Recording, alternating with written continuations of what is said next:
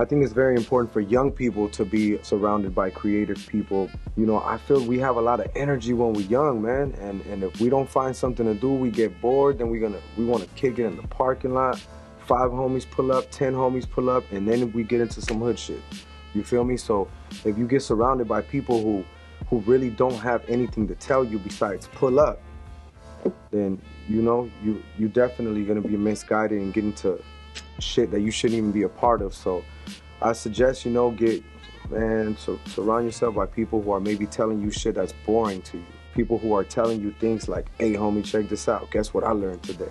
Or hey, you know what, we should take a little trip over here because we're gonna learn something from this.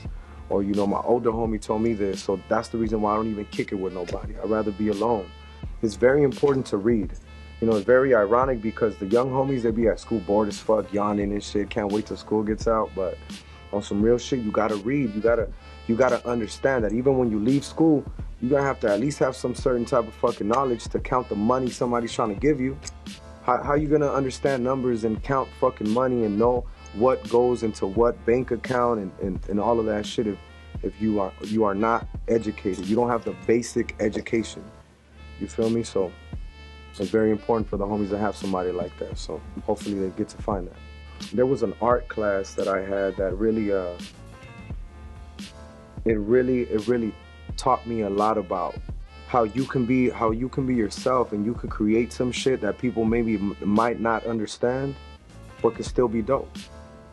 You feel me?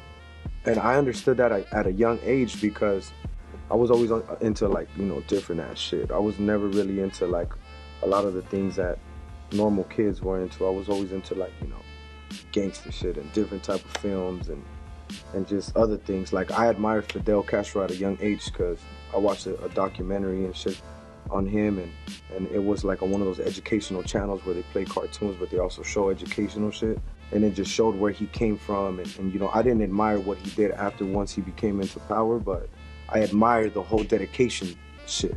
You feel me? And the whole thinking outside of the box, and him having meetings with going from 5 people to having an army of 500. You feel me? Like, I admired that. So I told myself, man, I'm in such a bad environment. How do I do that for myself, but in a positive way? How do I go from being surrounded in the hood where everybody's parents are, you know, at work, and you know, all the youngins, we just in the hood right here trying to find something to do?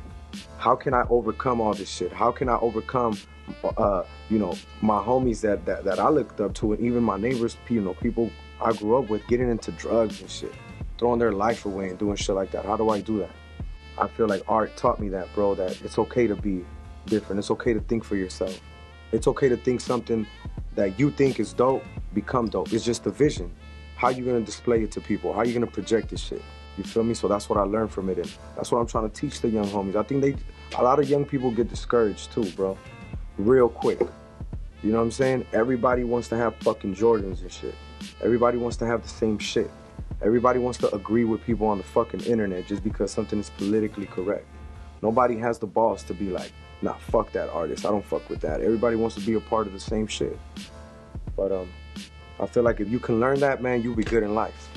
When I was growing up, school teachers did help me a lot. They almost become somehow, some way, like your legal guardian type shit, you know, because they're there with you X amount of hours and shit, and they are trying to lead you the right way. They are trying to tell you right from wrong. It's just that we're not listening. You know, you could try to take a horse to the water, but you can't make them drink it.